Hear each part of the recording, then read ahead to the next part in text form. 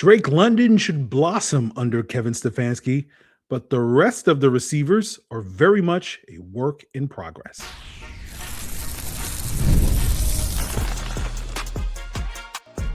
You are Locked On Falcons, your daily Atlanta Falcons podcast. Part of the Locked On Podcast Network, your team every day. Welcome back to Locked On Falcons, part of the Locked On Podcast Network, now the #1 sports podcast network in all of the galaxy. Of course, I am your humble host, Aaron Freeman, been covering the Atlanta Falcons for almost 2 decades, formerly at falcfans.com. RIP, still going strong. As the humble host of this Locked On Falcons podcast, we are now in year 10, hosting the Daily Atlanta Falcons podcast. And on today's Daily Atlanta Falcons podcast, we will not be talking about the Falcons officially hiring Bill Callahan as their new offensive line coach. We'll get more into that tomorrow when we break down the offensive line. But we are breaking down positions on the offense, reviewing the wide receiver and tight end room. We'll talk about why Drake London deserves to get paid and whether or not Kevin Stefanski's offense will allow him to shine. We'll talk about the rest of the Falcons wide receiver room and why it's the biggest cause for their downfall in 2025, and will they be able to remake that unit? And once again, we'll be making the case for why I don't think the Falcons should pay Kyle Pitts, and we'll go back to the Lambeau analogy in order to make that case. But as we jump in, starting about Drake London, I want to throw some stats at you. If you go back and look at that, 8-week stretch in the middle of the season from weeks 4, the Washington game, to week 11, the second Carolina game, where Drake London got injured at the end of that game. That 8-week stretch, Drake London, was the stretch of the season where Drake London was very healthy. He played 6 games during that 8-week stretch. Obviously, the Falcons had a bye week in there, and he missed the Dolphins game. But Drake London balled out during that stretch of the season. He was second in the NFL during that stretch of games in terms of 20-plus yard plays. He had 11 20-plus yard plays, explosive plays, only behind Jackson Smith and Jigba's 13 during that stretch. His 651 receiving yards during that stretch was the 3rd highest in the NFL. And, on a per-game average, it was the 2nd highest in the NFL. He had 5 100-plus yard games across that 6-game stretch. And so the reason why I bring up those stats is because we talked about it going into the season when it came to, paying Drake London, and some of the things that we wanted to see in order to justify the big, massive contract that is coming Drake's way, hopefully this offseason. But we wanted to see him be much more of an explosive threat in the offense, and he was able to do that when he was healthy. And we also wanted to see another year of sort of top 5 level production for the wide receiver position, and we were able to see that during that stretch, right? He checked both of those boxes. Again, the only real knock on Drake London's performance in 2025 was the injury, right? He started the season dealing with, I believe, a shoulder injury, and then obviously had the PCL sprain that pretty much made him a non-factor for the final, 6-7 games of the season. And, in my personal opinion, right, his knee gave out because his body couldn't carry the entire offense, because that's how good Drake London was, and what the Falcons, needed from Drake London, given the struggles at the wide receiver position, and that burden of basically doing the job of both the number 1 and number 2 wide receiver, basically, gave out Drake's knee and whatnot. But as I said, Drake is likely to get paid this offseason. I think he deserves to get paid this offseason. I think he's earned that contract.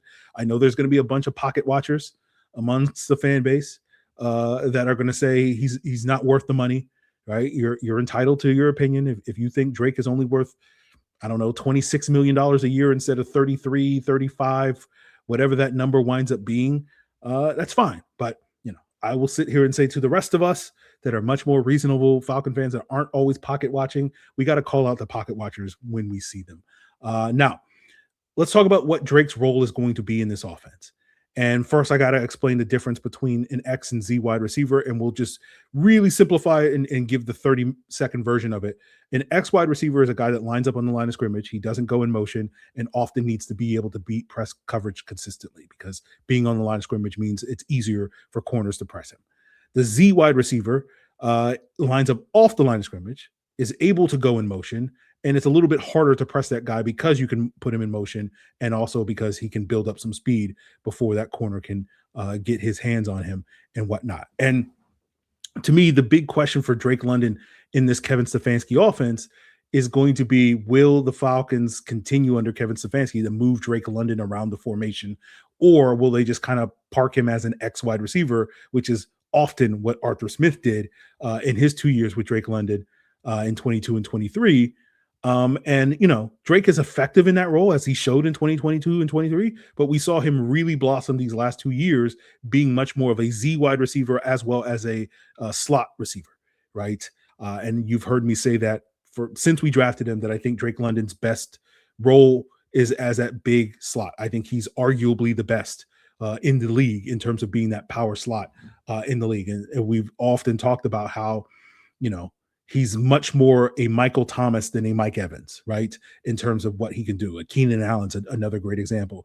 That power slot role was kind of made famous a decade ago by guys like Anquan Bolden and whatnot. Cooper Kupp is another one of those guys with the Rams in recent memory. And that to me is the ideal role for Drake London, the ability to create mismatches, to basically, if you're an offensive coordinator and you're looking at the defense, you're like, oh, well, they got a 5'9", 180-pound corner. We're just going to put Drake on that guy and we're going to body him.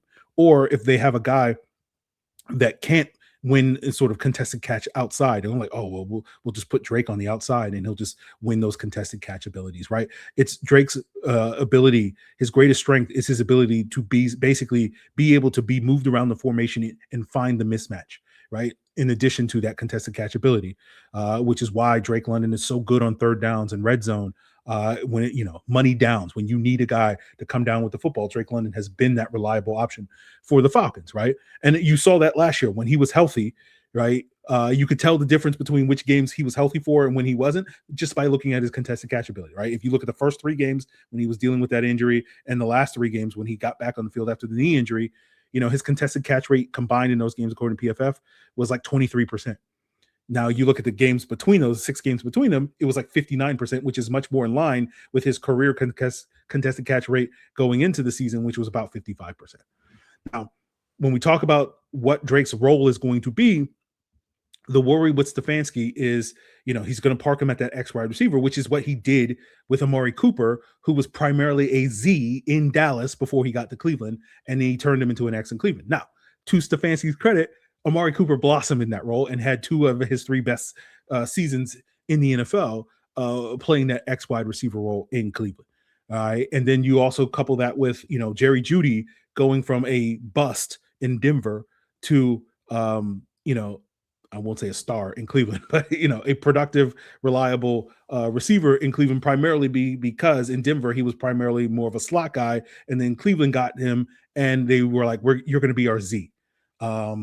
And then you can also argue, even though the numbers don't necessarily scream this, when you look at the numbers, where you look at OBJ and Freddie Kitchens' offense in 2019 versus OBJ in Stefanski's year 1 in 2020, right? OBJ missed half of that 2020 season, and the production, again, the counting stats don't look good, but most of the people that actually watch wide receiver play say that OBJ was better in 2020 than he was in 2019, even if the numbers don't necessarily reflect that. And so I bring all that up to basically say Stefanski's body of work shows that he knows he can consistently maximize wide receivers, right? So even though I'm concerned about this, air quotes concerned, I'm not that concerned about it. I'm very optimistic and, almost even confident, confident in a positive way about something about the Atlanta, heaven forbid, again, crazy statement for someone like me to make on this podcast. But I do think Drake should be able to thrive and continue to thrive in this scheme under Kevin Stefanski. So he should be more than fine. Even if he's not necessarily putting up the gaudy numbers, just because, traditionally in the Stefanski offense, the number 1 receiver isn't putting up massive numbers just because the run game is such an integral part. But, I could definitely see Drake putting up Amari Cooper like numbers in this scheme in the years to come. And so hopefully that will be the case. My issues with the Falcons wide receiver group has nothing to do with Drake London. Even though there's going to be a lot of people, complaining, nitpicking Drake London just because he's going to get paid, as these pocket watchers always are. But my main concerns with the Falcons wide receiver room is, can the Falcons successfully build a capable wide receiver core around Drake London? And we're going to spend, or are we going to spend the next 3 years being like, we got to get Drake some help. We got to get Drake some help, right? Because they fail at doing that. And I think that has less to do with Kevin Stefanski and more to do with whoever is the next general manager of the Falcons. And we'll break down where the Falcons need help in the rest of the receiver and why that receiver room was the cause of the downfall of this team so much more than any other factor this past season. And we'll do that as we continue today's Locked On Falcons. So I know you want to feel good to kick off the new year. And honestly, hydration is the easiest win that you can have in the new year. I know when I stay on top of it, my energy, my focus, my mood all level up. And if you're looking to level up your hydration, you got to try Drip Drop, a doctor-developed, proven fast hydration system that's going to help your body and mind work better. It uses precise ratio of electrolytes and glucose for rapid absorption, delivering 3 times the electrolytes and half the sugar of leading sports drink. And you have some great taste, 16 original flavors, 8 zero sugar flavors. Try the passion fruit, try the watermelon. And right now, Drip Drop is offering my listeners 20% off your first order by going to dripdrop.com and use the promo code LOCKEDONNFL. That's dripdrop.com. Promo code LOCKEDONNFL for 20% off, right? Go ahead and stock up right now at dripdrop.com and use that promo code LOCKEDONNFL. Now, what if sports were traded like markets? Now you can put your sports IQ to work in real time with Robinhood prediction markets. It's not you against the house. It's you participating in a live market. You can buy or sell your positions live all game long. Use your sports knowledge in the moments that matter. Robinhood prediction markets changes the game. It's people moving the action. So when momentum shifts, you can move with it. I always knew the game, but never had a dynamic way to apply that knowledge. Now I can actually take part live in a market powered by people. You're no longer just a spectator. Play by play, you decide. Trade every play with Robinhood, now available across the U.S. Download the Robinhood app now to begin. Futures and cleared swaps trading involves significant risk and is not appropriate for everyone. Event contracts are offered by Robinhood Derivatives LLC, a registered futures commission merchant and swap firm. So before we continue today's Locked On Falcons, I want to thank each and every one of you that is an everydayer of Locked On Falcons.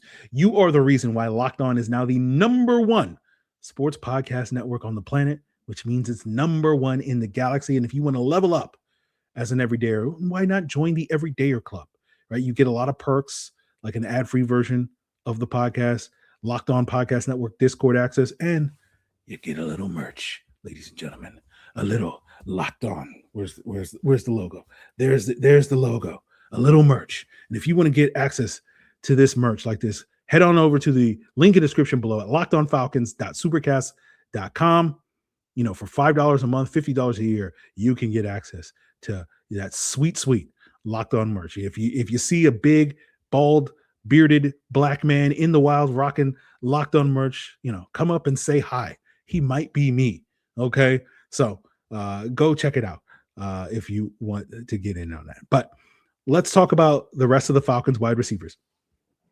And the fall off at the wide receiver position, I think, was the biggest reason for the Falcons' downfall in 2025. Why this offense failed to live up to expectations in 2025, where you saw a dramatic drop off from an above average unit to a below average unit for most of the season. I think that had a bigger issue than necessarily Zach Robinson's play calling, which was often the blame.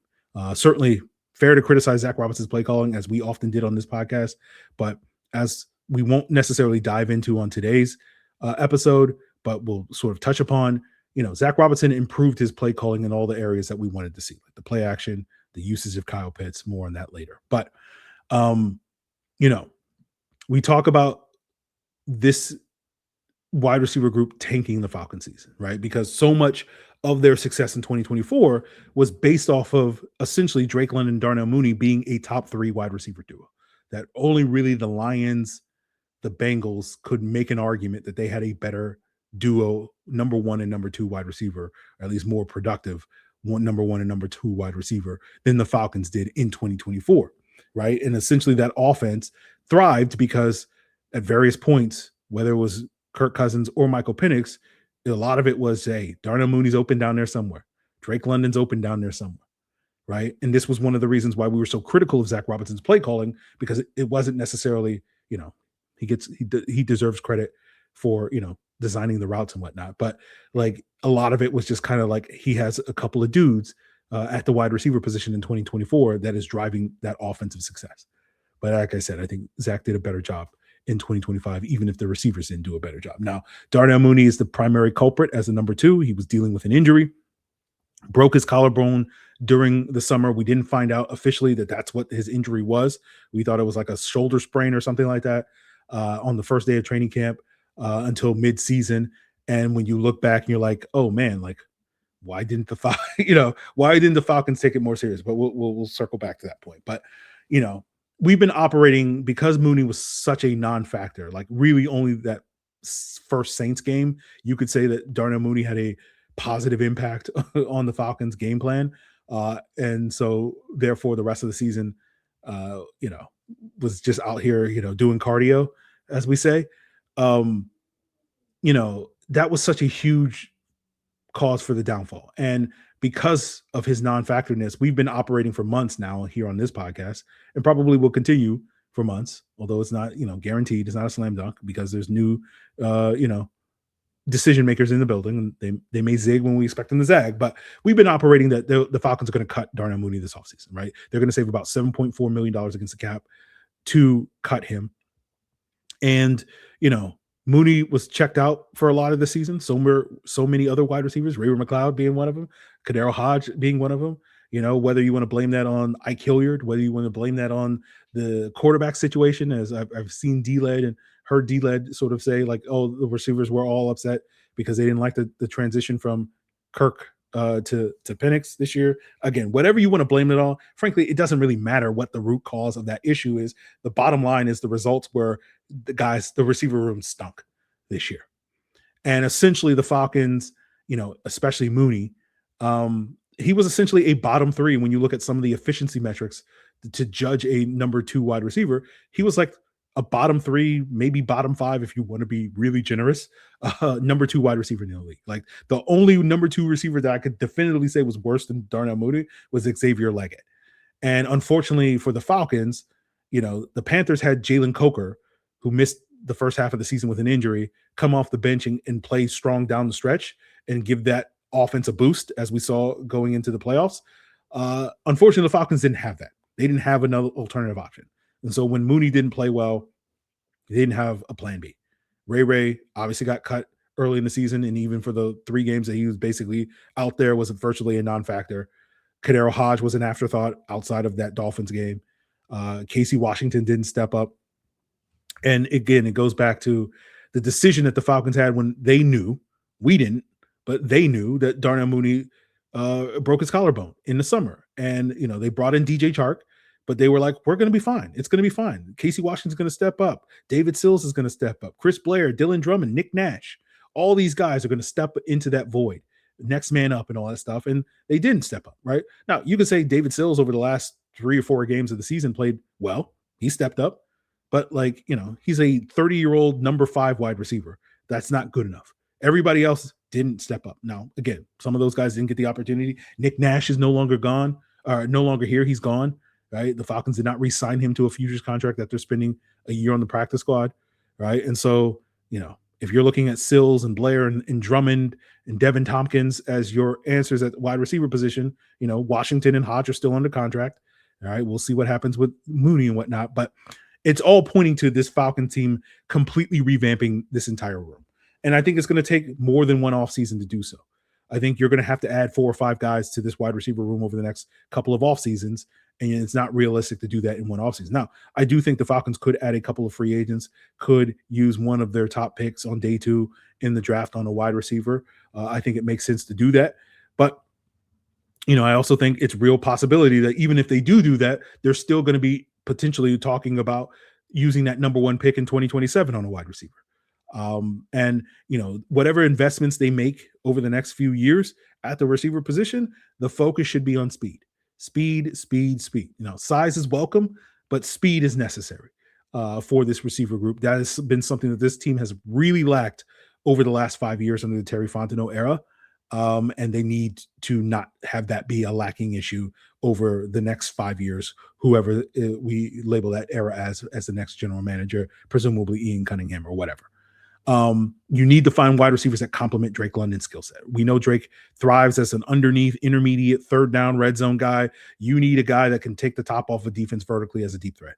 You need a guy that can win after the catch. Right now, if you can get a guy that can do both of those things at the same time, that's ideal. But you need to build a wide receiver room that is basically doing all the things that Drake London doesn't necessarily do at a high level, which is be that sort of vertical threat, which is be that yak guy, right? It's not to say that Drake London can't produce in those areas, right? He's a contested catch guy, but he's more of a jump ball. I want a guy that puts the fear of God in defensive coordinators in terms of his speed that he's bringing to the table, right? The ability to separate down the field, right?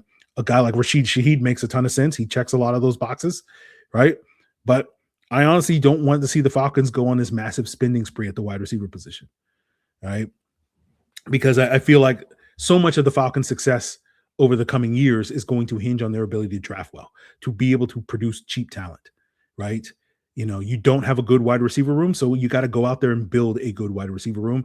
And to me, this is kind of the microcosm of the issue that the Falcons as a team need to be operating under, where it's just like, yes, our roster is okay at a lot of places, but we have the potential to be great. And we need to focus on what do we need to add to be great, not necessarily what do we need to add or what do we need to maintain the current level of performance.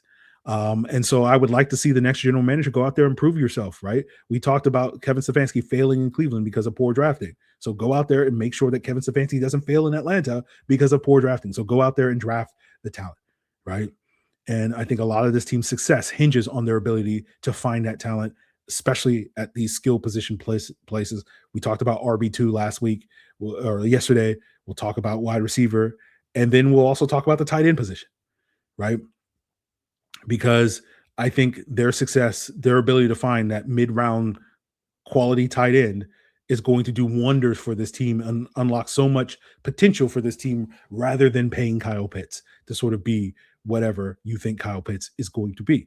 I don't think you have to pay a premium for the tight end position. I think that's the lesson that the Falcons should have learned from the last 5 years of Terry Fontenot, overdrafting Kyle Pitts, which, is not a controversial take to say in hindsight.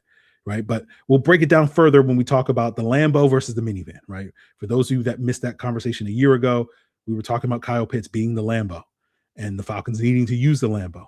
But now the Falcons are going to be in a position where they're forced to pay for the Lambo. And basically, I'm arguing and will argue that they should not pay for the Lambo. And I'll explain why as we wrap up today's Locked On Falcons. So FanDuel is officially in playoff mode every game day during the NFL playoffs. FanDuel is giving customers even more ways to get in on the action, including right now by getting your Profit Boost pack waiting for you inside the app. Each game day, you'll see a pack loaded with multiple Profit Boosts that you can apply to the bets that you like the most. Open your Profit Boost pack first thing on game day and see what boosts you want to apply. The boosts are going to let you lean into your game day instincts, whatever you're feeling, right? If you're not feeling Jarrett Stidham or you're not feeling Drake May this weekend, you can bet on that, right? The boosts are going to give you more juice on the bets that you actually like rather than forcing you to bet something new that you don't like. So make your picks, then apply your Profit Boost, and you'll get even bigger payouts as the playoffs continue rolling. So visit FanDuel, an official sportsbook partner of the NFL, and grab your Profit Boost pack every NFL playoff game day. Now, hiring can be hard, and people often look good on paper, and then you find out later that they're not quite the right fit. And if only the NFL could find it so easy to hire or easier to hire with Indeed sponsored jobs, today's sponsor, to help them find the right matches for their various teams. Now, if you're hiring, Indeed is all you need. Stop struggling to get your job post seen on other websites. Indeed sponsored jobs is going to put your post at the top of the page and help you reach the right candidates faster. According to Indeed data, sponsored jobs posted directly on Indeed are 90% more likely to report a hire than a non-sponsored job. And you can spend the intervening time interviewing more candidates that check your boxes. So you have less stress, less time and more results using Indeed sponsored jobs. And you can get a $75 sponsored job credit to help give your job a premium placement that it deserves at Indeed.com/LockedOnNFL. Just go to Indeed.com/LockedOnNFL right now and support the show by saying you heard about Indeed on this podcast. Terms and conditions apply. Hiring, do it the right way with Indeed. So, before we get into the conversation on whether or not the Falcons should pay Kyle Pitts, we got to give Kyle Pitts his flowers. And as someone who was very much on the pro Pitts bandwagon on this podcast for basically a year and a half up to this point, I feel very vindicated by the fact that Kyle Pitts had his all-pro season, right? We spent a lot of time last offseason breaking down why Zach Robinson's offense was hurting Kyle Pitts and wasting his ability. And so many people were like, well, no, it's because he just doesn't care and he lacks character and he's not engaged and all this stuff. And even if that was true, like the analogy I would use is it's like playing basketball, right? Where you're playing on a team and they never pass you the ball. So of course you're not going to necessarily be engaged when you're on offense, right? And then on the rare times when they do pass you the ball, it's like 2 seconds before the shot clock expires. And then they're like, oh, well, he's not making his shots, right? And it's like, of course not, given the circumstances. Now, the analogy that we like to use last year is we compared Kyle Pitts to a Lambo and we compared Charlie Warner to a minivan. And the way that Zach Robinson wanted to use his tight end is he wants the cargo hauling capacity of a minivan because he wants to run errands with his tight end. He wants to make Costco runs, right? He's not trying to win races with a minivan. You're not trying to win races. And basically, we explained is that you have this Lambo that's collecting dust in the garage.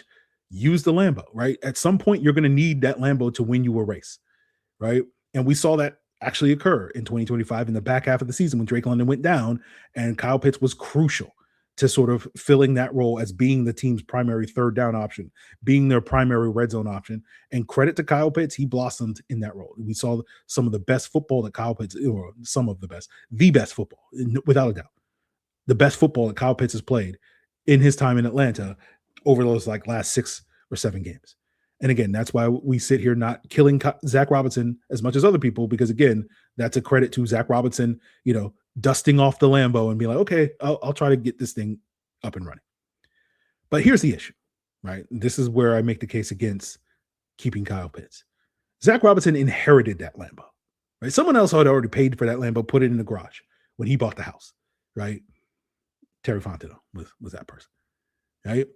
And so basically our issue last year was don't let this Lambo that you inherited collect dust in the garage. Use it, right? And basically my argument was if you're not capable of using, then you're not a good offensive coordinator. And now again, he went out and was able to show that he's capable of using it. So I'm not going to call him a good offensive coordinator, but that's why we don't sit here and say he's terrible. But here's the challenge for the Falcons right now. Now you got to pay full price for the Lambo. You got to pay for that Lambo. You didn't inherit it for free or whatever. Right? Now you got to pay full price for it. And you're going to have to pay a lot more. That's how free agency works versus the draft, right? The money that you're going to pay on the second contract is significantly more than the money you pay on the first contract, right? And so the question is, do you really need to pay for the Lambo? Because that's not probably what you're actually looking for in this offense. You are looking for a minivan. Now, right? You want the cargo towing capacity because you want a wide tight end, right? We talked about Kevin Stefanski's often being tight end forward, but he wants inline tight ends. He's always had inline tight ends. Kyle Rudolph, David Njoku, Austin Hooper, etc. Right? Harold Fanning was unique this year where he was not an inline tight end this past year, much more of an H-back, right? But you don't have to pay a premium because they got Harold Fanning in the third round for $1 million. And so essentially what I'm arguing is rather than just settling for just any old minivan, and again, Charlie Warner is not just any old minivan, right? He's got spinners, he's got TV in the headrows. They souped up that minivan. But what you really want is an F-150. What you really want is an Escalade, right? You want something that has cargo hauling capacity, but also got a little bit of juice to it, right? That can win you a race, right? That's what you want. And that's why I sit here and I say, don't pay the premium for the Lambo because that's not really what you want, right? And it's not because Pitts ain't worth it. So I know some of you are like, oh, Aaron, you're talking about pocket watchers with Drake London. Why aren't you talking, while you're meanwhile watching? It's not because I don't think Kyle Pitts is worth the money, guys, right? I'm not saying don't pay Kyle Pitts because he's not worth the money. I'm saying don't pay for a Lambo when you don't really want a Lambo. You know what I'm saying? But let's talk about Kyle Pitts' price, right? $16 million roughly for a franchise tag this year. We'll probably have a little bit more clarity a month from now, and I'm sure this will continue to be an ongoing topic of discussion as we lead up to free agency. But, my projection for what a multi-year deal for Kyle Pitts will be at a minimum is going to be $16 million, potentially could rise up to be $20 million or whatever. That's why I say like full price. You're paying full price, $16 million for this Lambo. And meanwhile, I could just draft a guy in the third or fourth round for like $1 million. Right? Oscar Delp, the Georgia tight end, has been kind of my stand-in for this issue. And the main reason why is just because I'm much more familiar with his game than I am with the other draft prospects going into this draft. Obviously, after the Senior Bowl, I'll be a little bit more familiar with some more guys, right? But Oscar Delp is projected to go in that third, fourth round range. He fits the F-150 model that we're looking for, right? But I could use Cade Otton as another example of a tight end that is similar, that was drafted in the fourth round, that also would cost the same amount of money, that in the past has had success. And so, the question is, would I rather pay Kyle Pitts $16 million or Cade Otton about $1 million? Is technically about $1.5 million, but we'll just say $1 million to make it easy. And like, if I ask you that question, the answer should be an easy and obvious answer. It should be Cade Otton, but I'm sure some of you guys are indignant about that, right? But essentially that $15 million difference between paying Cade Otton and what you got to pay Kyle Pitts now, right, is the cost of basically 3 Divine Diablos, because Divine Diablo had a $5 million cap hit in 2025. So essentially what I'm asking you is, do you want Cade Otton in 3 starters, or do you want Kyle Pitts? And again, that should make that obvious relatively answer, right? That's the beauty of the draft. You're not paying full price for these things. You're going to get an F-150 or an Escalade or whatever a car works for you that you're picturing in your mind, right, at a discount price. That's the beauty of the draft. You don't have to pay premiums for a tight end, especially when that tight end is a Lambo. And again, I don't use that as a knock on Kyle Pitts. I just sit here and I go, like, I hope Kyle Pitts goes to a team that wants to use a Lambo, that knows how to use a Lambo, right? I want Kyle Pitts to take that Lambo on the Autobahn. I want him to take it to Monaco. I want him to take it on 95 in South Florida, because in South Florida, I've seen it. You get a Lambo on that highway, he's going 160 miles per hour. Now, this is where the analogy breaks down, but it's funny to me. In Georgia, you can't get on the highway with a Lambo and go 160 miles per hour, because for those of you that are not familiar with the state of Georgia, there's a thing called the Georgia State Patrol, and they will put that Lambo in the ditch. Okay. If you try to open up on any of the highways in the state of Georgia, I know it's not a clean analogy. Now that we're talking about that, we're just talking about Georgia State Patrol, GSP. But, I would sit here and I know Georgia State Patrol would be like, Georgia GSP, try to put my F-150 in the ditch. And then GSP is, of course, like, challenge accepted. But you know what I'm saying? It's just going to be a little bit harder. That's all I'm saying. Like, that's what you want in your offense. And so, the other element is the franchise tag that we haven't really addressed, as we discussed on last week's episode with Alan Stirk. I think the franchise tag is the lesser of two evils. I think the greater evil is giving Kyle Pitts a multi-year contract. Again, not because Kyle Pitts is a bad guy, but, just because it just doesn't make any sense for the Falcons to overpay for a tight end. He's a tight end, guys. It ain't deeper than that. He's a tight end, right? There's a reason why you can get a good tight end almost every single draft in the second, third, fourth round for relatively cheap. You do not have to pay a premium for a tight end. But, I think tagging him, does make sense if you're just looking to punt the decision to a year from now. But, like, to me, this goes back to the conversation, the conclusion that the search firms had when they, were in the building with the Falcons and led to the firing of Terry Fontenot, Raheem Morris, that lack of a clear vision. Unless you're convinced, as the new decision makers in that building, that Kyle Pitts is a long-term asset for this team, that you want to commit to having a Lambo for the next 5 years, if you don't say emphatically, yes, I want the Lambo, then there's no point to paying for him at this point in time. Just punting that decision to the future is not going to change. A year from now, you're not going to be like, oh, well, we definitely want a Lambo. I mean, maybe you will, but you know what I'm saying? And so, like, if you don't have that clear conviction, that clear vision for the future of this team, and if it's like, I want an F-150, then go get you an F-150, right? I want a number 2 wide receiver. That's why, like, the whole idea of, like, well, who's going to be our number 2? Go get the guy, guys. Like, it ain't deeper than that. Go get the guy, right? You don't have to sit here and pay a premium for Kyle Pitts simply because Terry Fontenot built a bad wide receiver room. You know what I'm saying? So like I don't understand that. Again, part of it is to me the way I view it, and obviously many of you view it differently. But to me, it's like you got to have the vision to build the 12-5 Stefanski led Falcons rather than having the vision to just kind of try to maintain the 8-9 Fontenot / Smith / Morse led Falcons. Like that's not a goal of mine to maintain what we have. I want to build a great team. And the money I'm going to save over the next 3 to 5 years by not paying Kyle Pitts is going to help me build a better football team than paying Kyle Pitts. And the 12% more production that he's going to give me than if I hit on the 3rd or 4th round pick on the next K. Dotton, on the Oscar Delper, whoever you think that player is. It's just not worth it to me, in my humble opinion. But obviously opinions vary. So we'll leave it at that. This will continue to be an ongoing conversation of discussion. I'm sure most of you disagree with me on that notion, as it seems to be the prevailing opinion, but not the first time I've been on an island being right about something. So it won't be the last time.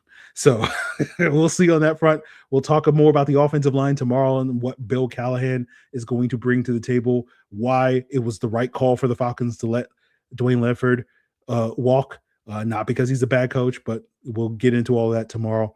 And I think at a later date this week, we'll also do a full breakdown of Michael Penix. We didn't really get into the nitty gritty of Michael Penix on the QB review a couple of days ago. And Michael Penix, we need to have a conversation about Michael Penix. So that is also in store for you later this week. Continue to make Locked On Falcons your first listen by checking this out on YouTube or wherever you listen to podcasts. Check out Locked On NFL for your second listen to get the lowdown on all the latest news, coaching rumors, coaching cycles, playoff matchups, all that stuff and more. Locked On NFL has you covered. And of course, check out the Everydayer Club at the link in the description below, lockedonfalcons.supercast.com, $5 a month or $50 a year. You get sweet merch, ad-free audio version of the podcast, and access to a Locked On Podcast Network Discord server. It is all part of the Locked On Podcast Network, your team every day.